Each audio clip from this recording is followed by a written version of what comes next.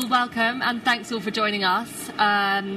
This session is going to be focused on how to become a successful content creator in today's world that we're in, and we are joined by two people that do exactly that. So first we've got Cam, who's wildlife presenter, photographer, conservationist and managing director of the Big Cat Sanctuary, and Ash Dykes, who's an explorer, athlete, filmmaker and multiple world record holder, not just one, which is amazing and really exciting. So we have Slido Q&A at the end, so feel free to put your questions into Slido throughout the session and we will get through as many as we can. So yeah, let's dive in. Starting, this one could be for both of you, but when did it first click for you that your expeditions and wildlife work could build such an audience and kind of make a career in content creation? Who wants to take it? Yeah? Okay. Hi, everyone. Thanks for being here. I guess in a way I had a bit of a cheap route into social media. On my placement year at uni, I was head of video at Jungle Creations, which was a viral video house. So I pretty much learnt the algorithm as to how to go viral. And I was spearheading a team of about 20 people. And in that time, I had about 4 billion views on social media in just under a year for Jungle across all of their channels. And went back to uni, got my degree in TV production. And then my family actually own a zoo and a sanctuary. And in that sector, they didn't really utilise social media very much. And off the back of the year I just had, I literally thought, wow, I get to be around animals all day. I kind of know how to communicate that on social media. So I started doing it for my zoo and sanctuary. And at the time we're in, I think, 30th and 33rd in our country for the most following. And today we're 1 and 2 in the UK for biggest following on social media. And kind of halfway through that, my friend of mine, Matt, who has a company who kind of works with celebrities and sports stars, he was looking to branch out and start to support with their social media channels. So he asked me to come on board and help certain sports stars and presenters pick up on their socials so they can be able to communicate in the right way, connect with their audience. So I started doing that for about a year with some really cool people, and then I decided, well, I'm advising all of these people. I'm doing this for the Big Cat Sanctuary, doing it for my family zoo, doing it for loads of other businesses. Why don't I just do it myself? Because some people started to doubt me and question what I was doing. So I jumped on social media, and because of my adventures around the world, I was able to package it up into short-form content and share it with everyone. And in that time, I think I have over 2 million followers now across socials. So, yeah. Amazing. Winning. And with myself, I hope you could... This is on, right? Give me a... Yes, there we go. Feels like I have to shout because I'm seeing all of these headphones as well. But with myself, it was very slow and painful process, actually. So Mongolia, I was attempting to become the first person to hike the entirety of Mongolia completely solo and unsupported. And I took out this little satellite phone, and you could do text only, and that would send straight to your TikTok. And I think it was my dad who was sharing over to my Instagram, had the login details. And I mean, I was on a world first record, and I realised that this is really slow. I was lucky to get 5 likes, I think, and I was like, this is painful. I need to learn the ways. So I tried to learn the new ways when I was doing my second world record, which was also a massive fail. I was getting, again, maybe 12 to 15 likes. I was like, how do I master this social media game? So it was a very long and slow process. And then I started to focus in a little bit more into TV, thinking I'm capturing Mongolia anyway, I'm capturing Madagascar. I wonder if there's a way that I can package it and it can air on TV, and that will bring a new audience to the social media. But as things went, I realised, they're two individual beasts, and of course they can feed each other. And it was when I did the Yangtze River across China. It was 4,000 miles. It took 352 days to complete. And my effort went into this for wanting to try to make it one of the world's most interactive world first records at that time, which was 2019. again, a very slow start, but it did start to build and build. And thanks to mainly the population of China as well, online, we reached on completion around 1.1 billion people. And finally, I could start seeing after maybe 6 years, that growth. And I don't know what it was. I think maybe I wasn't being as relatable. Maybe I wasn't connecting. Maybe I wanted to put out the polished stuff. But actually, it was the unfiltered, raw and real stuff that people really connected with. But again, for myself, it was hard putting all of that out there at the beginning. That took me to, mature a little bit more and be a little bit more open and vulnerable to putting that content out there. Amazing. I was also going to say that on my channels too, it's wildlife, and wildlife is a universal language. It doesn't matter what country you're from, your culture, religion, whatever it is. Everyone around the world can connect with wildlife. So straight away, I kind of felt like I had quite a big audience to appeal to. And if I could make it engaging, informative, educational, and fun, then I felt that I could connect with people. So that's also another bit of a cheat into how I've grown a following too. No, absolutely. And I think what's interesting with both of you is it very much started with passion, and then the audience, big audiences, came kind of after that, and it's the authenticity and passion that kind of got you guys starting out, followed by the audience. So Ash, when you are in these extreme, outrageous environments, how do you manage the dual roles of being an athlete and an adventurer as well as a creator and getting that content? Yeah, it is so hard. It's very difficult. With Mongolia, it's quite funny because I've been posting a lot of that Mongolia footage out recently because it was from like 12, 13 years ago. And everyone's like, you're not solo and unsupported. Look, who's filming you? Who's taking the photos? So I actually did a time-lapse of me pulling the 120-kilogram trailer behind, pulling the camera out, running maybe 500 meters that way, setting up the tripod, setting up the camera, running back for my trailer and walking past it. So I did like lots of sort of big time-lapses of that. That's the Gobi Desert. But in the Amazon, again, it's really difficult because we had to carry a beacon system, and the only way that we could really share with the outside world was if there was some sort of little hole or gap in the jungle canopy. We'd have to point the satellite dish up, hopefully connect to internet, and then send low-quality videos out to my fiancée, who would then share and distribute online. Amazing.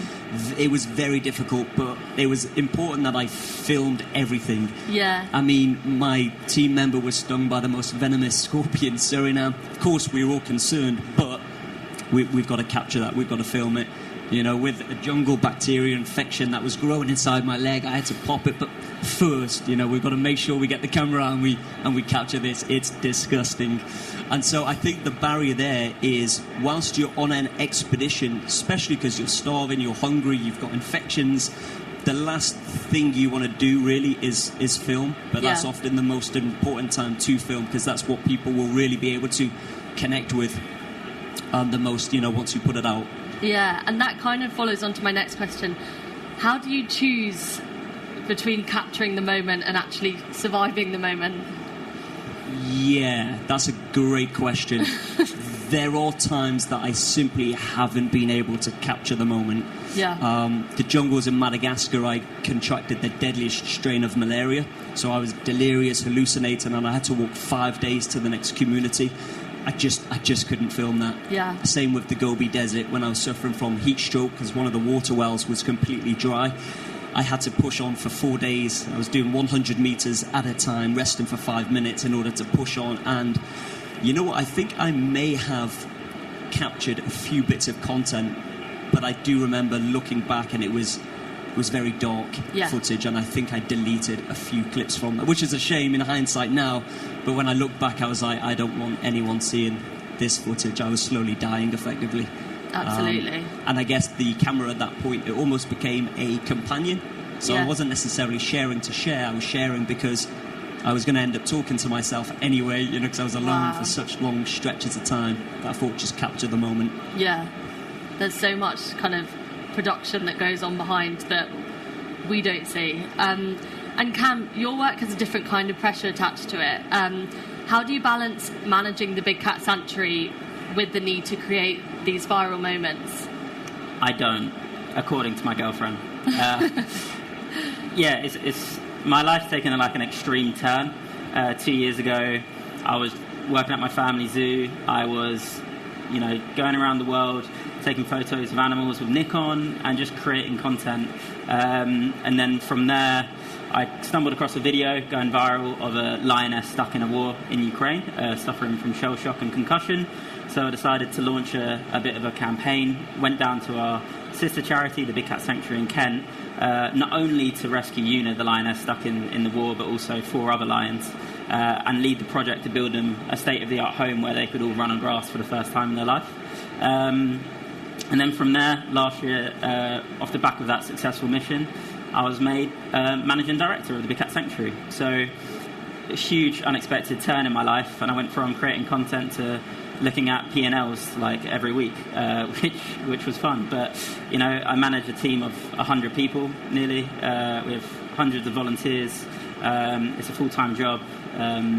So yeah, it's a lot. So trying to balance it is incredibly difficult, because content is probably, and social media is probably the most mentally draining thing. That need for likes and engagement and the highs and lows constantly. You've got to have a different type of mindset, and consistency is like the king of anything in social media. To constantly be able to connect and create new content in different ways and adapt constantly, it is challenging. So yeah, right now, like my day yesterday, 7 a.m, my first meeting, I finished up at 7:30 at the sanctuary at night, and then I had to drive an hour home, and then at 11, from about 9 to 11:30, I was trying to create content, and that's when Tash was like, what do we talk about? Balance. And I was like, oh yeah. But that's most nights. But I guess to get where I want to go, I kind of need to put in the hours, need to put in the graft. And it's, with what I do as well, it's a very controversial thing, working with wildlife. Everyone has an opinion on animals, on zoos, on sanctuaries, on captivity, on wild animals. So that can also be really draining, especially on social media, when you are trying to educate and share information on the wildlife world, which is a big, big world. So yeah, hopefully that gives you your answer. I struggle to balance it, but the end goal is kind of is where the reward is. So I'm just going to keep having an unbalanced life until I get there. Amazing. And kind of looking at social media and the platforms like TikTok and Instagram, have you found that these are kind of helping audiences connect with conservation in ways that potentially traditional broadcasting sometimes couldn't?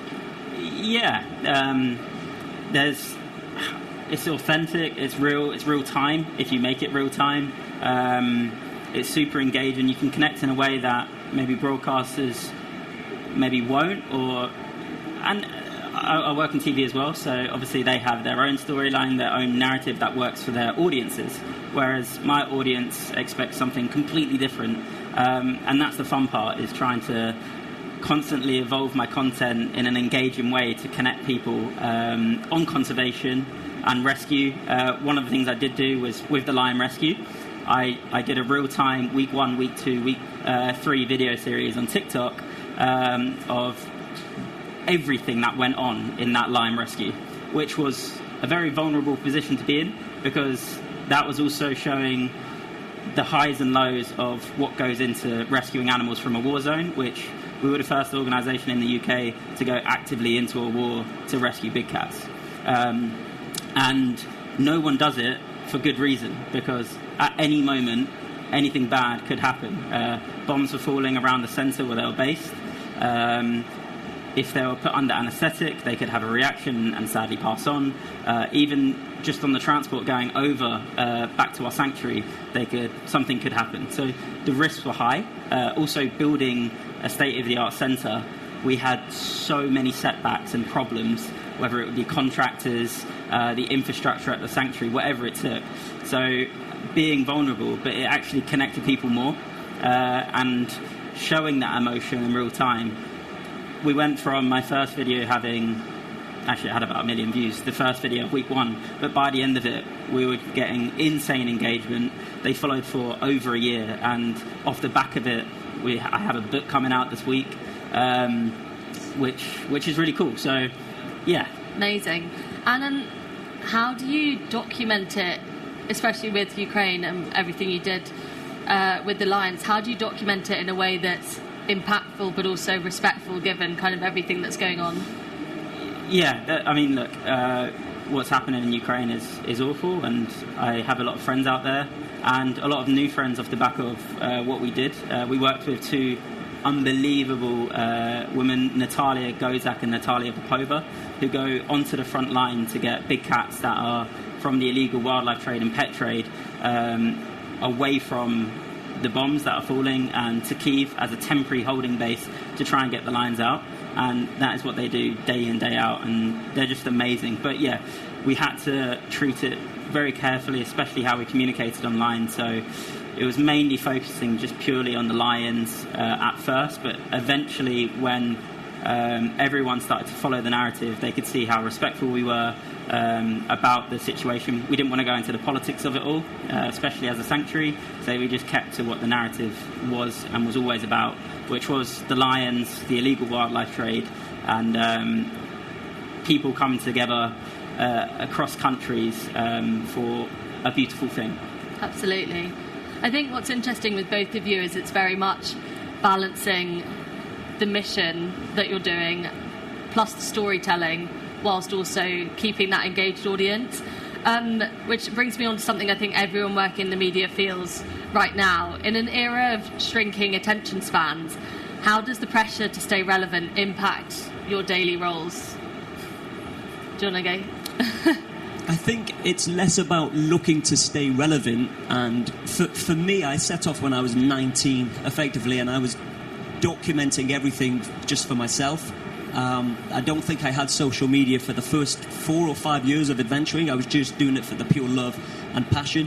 And it was only in Mongolia, Madagascar, when I started to push it out, that I realised there's lots of like-minded people, there's lots of people into adventure, there's lots of people that were taking inspiration from it, and there was lots that I could do to give back. I became ambassador for Madagascar, also ambassador for Malaria No More UK. Because of the online noise that we created after catching malaria, I was able to present on stage alongside Annie Lennox, address the government and try to increase 20% into the global fund. And if successful as a joint effort we helped to save over 8 million lives and cases from malaria over the next 5 years, which was huge. So what started as just sort of a passion and a mission, it just grew bigger and bigger, and the social media game brought in more opportunities, and then TV then saw all of these different adventures that the audiences were connecting to, and so it was picked up by National Geographic, Discovery, recently played in Samsung TV here in the UK, and so it's less about staying relevant and more staying on point with your purpose, continuing to share, and as Cam said, keeping that consistency, because trends change, the algorithm changes, and what I've found now as well is short form was a huge thing, but now people are looking to connect more, so people are heading more to YouTube. And what's interesting is they're now looking for long form content, and it is sort of the raw, authentic, behind the scenes moments that I've noticed does very well. And I think that's what's good with the broadcasting world, is that will always be king, because they package the stories in such a unique way that people can watch it, really take something from it. But creators and the social media world are very good at adapting, and right now they're noticing that long form, real, raw, organic content is the way forward, and that's what they're demanding more so than short form right now, depending on the platform. Absolutely. And you both bridge traditional broadcast and TV with being creators. Do you think Creators Day are under more pressure than traditional broadcasters? Are there any broadcasters in here? No? Anyone? I won't offend broadcasting. It's a hard one to answer. I think broadcasting is under a lot of pressure because of the rise of social media and the amount of creators and people being able to tell their own story in their own way. And it's so much more accessible now. To be able to edit, to be able to create, doing all of that. So yes, I think with the rise of people learning how to create content, how to tell stories, even on your phone, like it's just so easy now. That competition is real, and it is definitely putting pressure on broadcasters. So that's why they have to evolve and adapt and change. And you're seeing it a lot more now, where they're starting to get YouTubers and social media influencers and creators to tons of events, into series and all sorts. So yeah, I'd say maybe it's harder on broadcast, but also in the social media space. I mean, there's so many people now. It's such a saturated market, so it's so much harder to stand out and be different and be unique. But that's where you kind of got to stay true to yourself. And I mean, going back to your saying, like for me, it started out with my passion. I thought that my life was unique. I could film, I could take photos, I could edit. I grew up watching Attenborough, as we all probably did, and also Disney, so I loved that storytelling. And that's what kind of like projected me onto going onto TikTok back in COVID. And then it became a responsibility for me, because social media completely changed my life. I had a kids series on CBBC called 123, which was really successful, but kids weren't on social media. So social media has kind of been that gateway for me to even be sitting here today talking in front of all of you about that journey. And but now it has become a responsibility, because the more I am in this world, the more I see how vulnerable and fragile our natural world is, and how we need more voices to be able to tell the stories of wildlife, or just fauna and flora in general, to get people to kind of wake up and listen and say, there are tons of threatened species out there, and if we don't turn it around soon, we're in big trouble. So yeah, it has become a responsibility for me, because, as I said, a lot more followers now who want to learn, want to feel inspired. So yeah, hopefully that answers the question. No, absolutely, yeah. And then Ash, in terms of kind of the people that we have in the room, what is the biggest lesson the creator economy can teach traditional broadcast production? Big question, sorry. Yeah, it's a good one. I think speeding up the pace. What I've noticed is I've done a number of productions that have been exclusively for TV, where I'm not allowed to share on social media because, of course, they hold the rights. And then I've noticed that it won't be for a year or two that show is out, whereas the little shouting that I did do about it, it's kind of been forgotten about. So with Mission Yangtze, that was in 2019, and only last week it's just broadcast across America. That's a huge time. Yeah. Whereas I was a little bit annoyed with the lack of pace that with Amazon, when I went to Suriname to do another world first, I made it specifically for social media. And when I completed the Amazon, I think from completion to when I dropped it all online, the small clips were live, but when I dropped it on YouTube, I think there was no more than 2 to 3 months. So it's still fresh, everyone's seen it, Yeah. You come back, you do the traditional press, and then there's something for people to see. Whereas the recent one that I've just done, Yellow River, that was 7 months ago, filming a big international TV show across China, but it won't air probably for another few months, which will bring it like a whole year forward. Yeah. And I know that's, the budgets are bigger, there's a bigger team, it's more sensitive, but I think if there's one thing, it's, adapting and speeding up the process. Absolutely. It's just 2019 to now is it's too long, I'm way sure too long. you would have filmed it very differently with everything changing. So Yeah. we're going to move on now to Slido questions, and there are quite a few, so we'll get through as many as we can. I will start with, and happy to go to you, Cam. In your opinion, what makes content successful? Being authentic is definitely a key. Being true to yourself, constantly adapting and following algorithms to a degree. But look, for me, what made it successful is, I guess, my format and how I deliver content. I mean, it's evolved so much. Like 6 years ago when I started on TikTok, I didn't do voiceovers. It was just utilizing copy on the videos, whereas now, like, a lot of my content is face to camera or voiceovers, but first 3 seconds to 5 seconds is always the hook. It's kind of like a TV show in a way, but you're giving away the ending at the start, and then you're going through the whole narrative to get to the end again. It's a bit weird, but my biggest advice is just do it. For me, when I started on TikTok had just really launched. It was in COVID time, and like, probably, hands up who was on TikTok when COVID first came out. Like, so, all right, actually not that many, fair enough. Maybe only me. But when it first came out, I was going to do it on Instagram, but I was too ashamed. I was afraid of like what my mates and colleagues would say about me. So I thought, don't really want to do that. So I went on TikTok because I didn't think anyone would be on it. And after like my first 5 videos, I had over 100,000 followers. And I was thinking, cool. Maybe people like my content. So then I went on Instagram, and it was a really nice way that my friends were just like, congrats, mate. Like, you put yourself out there and you're getting rewarded for it because people are actually connecting with the work you do. So, yeah, I just say just do it as well. Just give it a go. Yeah, amazing. And Ash, are you thinking about creating content for each platform, or do you film lots of content and then figure it out afterwards?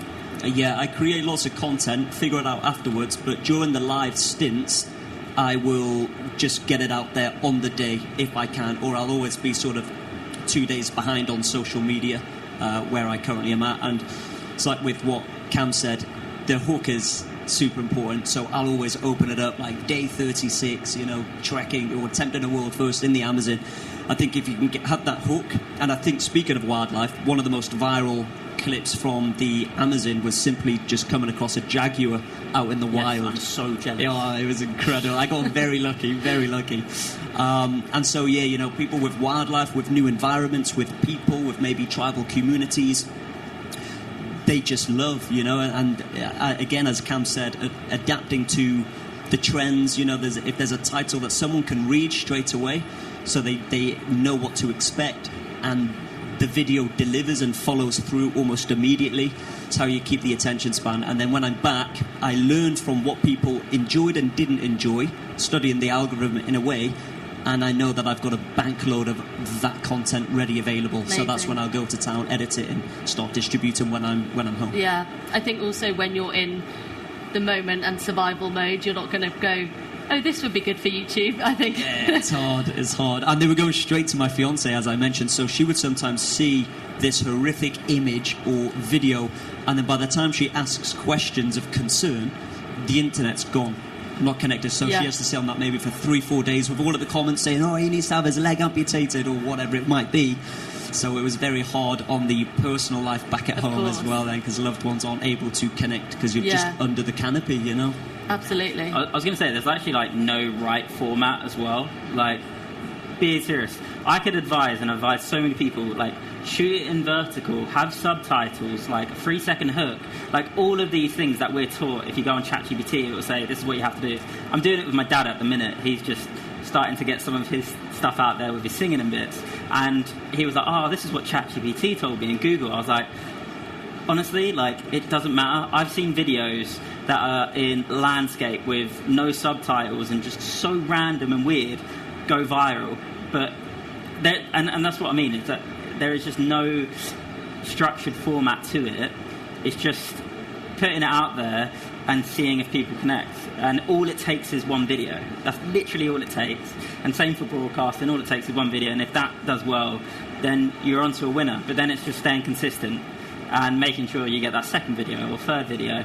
But it took me 5 videos on TikTok to get 100,000 views. It took me 100 posts on Instagram to get 100,000 followers, and it took me, I think, 200 posts on YouTube and a year to get me over 100,000 subscribers. So it's being consistent, getting that content out there. I mean, again, I'm going to say, you need to be posting because that's what people advise me every single day. But because of my life and everything else that I have to balance, I'm the worst for it now. I probably post like once every 10 days or 7 days, which is criminal. But I just make sure that when I post that video, I love it.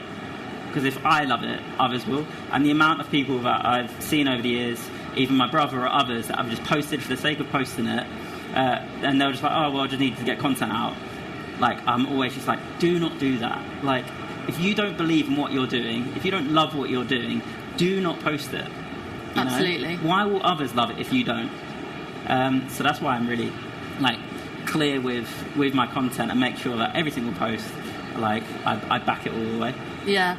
Also, don't be hard on yourself. Not many people have X number of lions to look after at the same time. But yeah, that's all we've got time for today. But Ash and Cam will be over here if other people have kind of more questions to answer. But thank you all so much for coming, and thanks to Ash and Cam. You've both been great. Appreciate it. Thank you, Thanks, guys. Thank you very much.